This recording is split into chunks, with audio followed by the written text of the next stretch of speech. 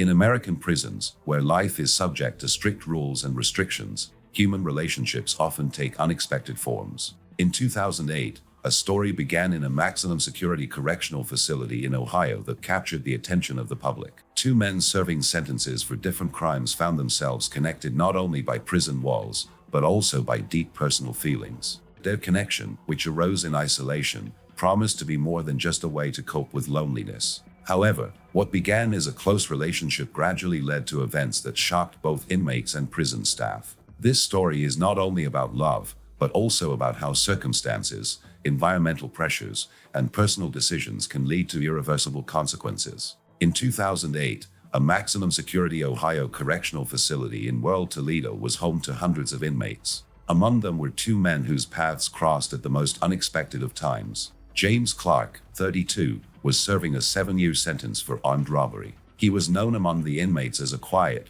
reserved man who preferred to stay out of conflict. The other was Michael Reed, 28, serving a 5-year sentence for forgery. Michael, on the other hand, was outgoing, found it easy to get along with others, and was often the center of attention in the prison cafeteria. Their first meeting took place in the prison library, where they both spent time to escape the monotony of prison life. James often read history books, while Michael preferred magazines and light novels. One day, when the library was almost empty, Michael noticed James reading a book about World War II and decided to strike up a conversation by asking him what he thought of Allied tactics. James, usually a man of few words, answered briefly, but Michael did not back down, continuing to ask questions. This conversation marked the beginning of their relationship. Over the next few weeks, they began meeting more often at the library, sharing books and discussing various topics. Gradually, their conversations shifted from common interests to more personal topics. James shared that before prison, he worked as a car mechanic and dreamed of opening his own garage. Michael shared that he grew up in a dysfunctional family and was always looking for ways to escape poverty, which, unfortunately, led him to fraud. These revelations brought them closer, creating a sense of mutual understanding that is rare in a prison setting. By early 2009, their friendship had blossomed into a more intimate relationship. In a prison where privacy was almost non-existent, they found ways to spend time together without prying eyes. They exchanged notes hidden in books and met in secluded corners of the yard during walks. For both, the bond was a way to cope with the isolation and loneliness that accompanied them every day. But in a prison environment where any sign of weakness or difference could cause problems, their relationship had to be handled with caution. By the spring of 2009, the relationship between James Clark and Michael Reed had become an important part of their lives at a maximum security correctional facility in Ohio. The prison routine of strict schedules, check-ins, and limited communication made their bond something they could use to cope with the daily pressures. They continued to meet in the library, the exercise yard, and sometimes the cafeteria, but they always kept a low profile. In a prison where rumors spread quickly and any personal relationship could be the subject of ridicule or conflict, they learned to be careful. James and Michael found ways to stay in touch despite their limitations. They developed a system of exchanging notes using books in the library. One of them would leave a note between the pages of a particular book, and the other would pick it up during a visit. These notes contained short messages about daily events, plans for the future, or simply words of encouragement. Sometimes they would discuss what they would do after their release, imagining life outside of prison. James dreamed of his own garage, and Michael talked about wanting to start a new life, perhaps in another state where no one knew about his past. Prison life had its limitations. Inmates were divided into groups based on interests or backgrounds, and belonging to one of them often determined a person's safety. James, a loner, avoided joining groups, which made him less visible but also more vulnerable. Michael, with his charm, maintained neutral relationships with several groups, which sometimes helped him gain access to small privileges, such as extra food or information about what was happening in the prison. He shared these resources with James, which strengthened their bond. However, their relationship did not go unnoticed. Some prisoners began to notice that James and Michael were spending too much time together. In a prison environment where personal connections were often seen as weaknesses, this caused curiosity and gossip. Guards, although they did not intervene directly, sometimes made comments if they saw them talking for too long in the yard. Despite this, James and Michael continued to maintain their relationship, finding comfort in it. For James, it was the first close connection he had had in his years in prison, and for Michael, it was a chance to feel needed and understood. By the summer of 2009, Their relationship had deepened, but with it, the first difficulties began to emerge. Michael, accustomed to being the center of attention, sometimes drew too much attention to their interactions, which bothered James, who preferred to remain inconspicuous. These differences in personality did not cause serious problems yet, but they became noticeable in their everyday interactions. By the fall of 2009, the relationship between James Clark and Michael Reed was beginning to experience its first serious tests at a maximum security correctional facility in Ohio. The prison environment, with its rigid rules and constant surveillance, created pressure that exacerbated any disagreements. Personality differences between James and Michael that had previously seemed minor began to become increasingly apparent, causing tension between them. James, who preferred to avoid attention, began to worry about Michael's behavior. Although Michael was outgoing, he sometimes acted too conspicuously, attracting the attention of other prisoners. For example, during walks in the yard, Michael would loudly joke or engage in conversations with others even when James was nearby, which made the latter feel uncomfortable. James repeatedly warned Michael to be careful, reminding him that their relationship could become a target for ridicule or even threats.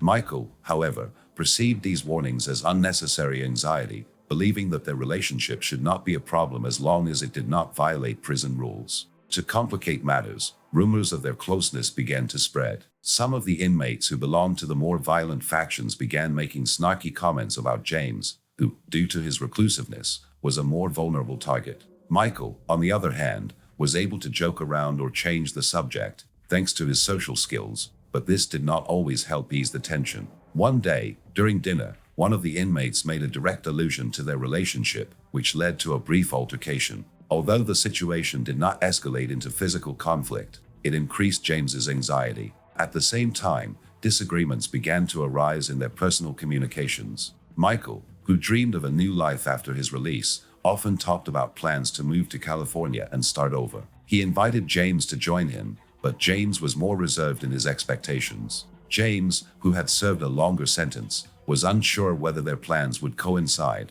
and his realistic view of the future contrasted with Michael's optimism. These conversations sometimes ended in arguments, as Michael perceived James's caution as a lack of faith in their shared prospects. The guards also began to pay more attention to their behavior. One of the guards, known for his strictness, issued a warning to Michael after he noticed him lingering too long near James during a walk. This increased the pressure on both of them, as any infraction could result in disciplinary action, including solitary confinement or restricted access to common areas. Despite this, they continued to exchange notes and find moments to talk, but their meetings became less frequent and more tense. By the end of 2009, James and Michael's relationship was on the rocks. They were still important to each other, but external pressures and internal disagreements were creating cracks in their bond. Both knew they needed to find a way to manage the mounting tension, but neither was willing to completely change their behavior. By early 2010, the situation at a maximum security correctional facility in Ohio had become even more tense for James Clark and Michael Reed.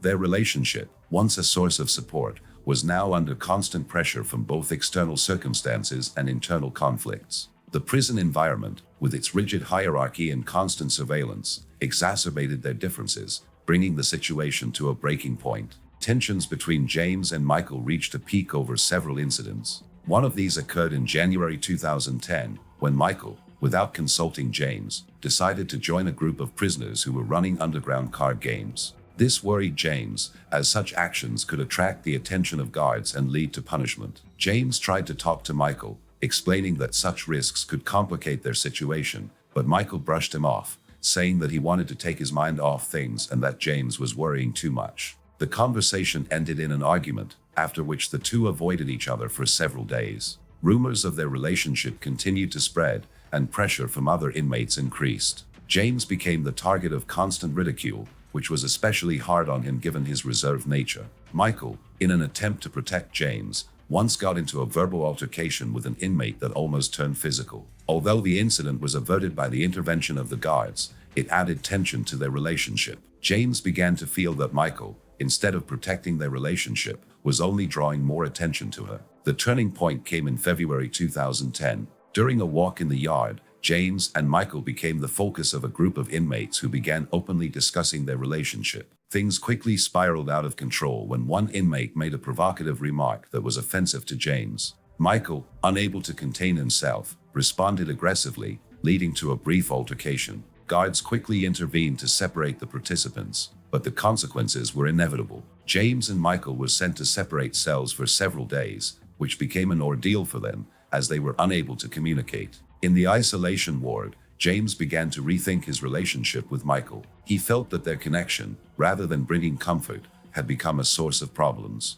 Michael, in his cell, also reflected on what had happened, but his thoughts were more focused on how to regain control of the situation. When they were released from their isolation wards, they met in the library to discuss what had happened. The conversation was tense. James insisted that they keep their distance to avoid further problems, while Michael believed that they should face the pressure together. The conversation did not lead to reconciliation. Instead, it revealed how different their views were on how to handle the situation. James felt cornered, and Michael was determined not to give in to outside pressure. Their failure to compromise was a turning point that would determine the course of events. In March 2010, a maximum security correctional facility in Ohio became the scene of a tragic event that would change the lives of James Clark and Michael Reed forever. After a tense conversation in the library, their relationship reached breaking point. Shortly after, an incident occurred at the prison that shocked both inmates and staff. One of the men was seriously injured in a sudden altercation in one of the common areas.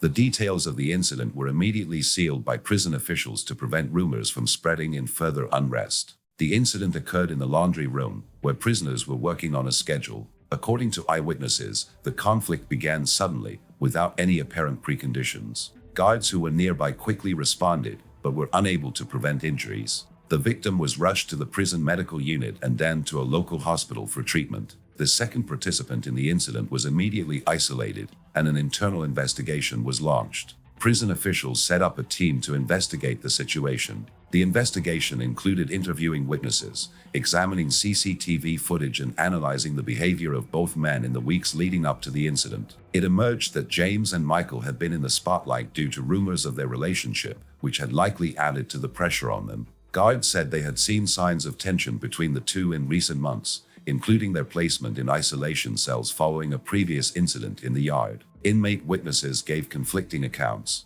Some claimed the altercation was spontaneous and unrelated to a personal relationship, while others hinted that pent-up tension between James and Michael may have played a role. One inmate who worked in the laundry said that on the day of the incident, the men had a brief argument that quickly escalated into a physical altercation. However, no one could pinpoint what had caused the altercation. The investigation examined notes exchanged between James and Michael. Although their contents were not publicly disclosed, investigators noted that some of the messages indicated a growing rift. It was also established that pressure from other prisoners, including taunts and provocations, may have affected their emotional state. Both men, in isolation after the incident, refused to give detailed statements, making it difficult to piece together the full picture. The prison administration took steps to prevent similar situations in the future. Additional training for guards on conflict management was introduced, and monitoring of inmate interactions in common areas was strengthened. The victim, after treatment, was transferred to another facility to continue serving his sentence.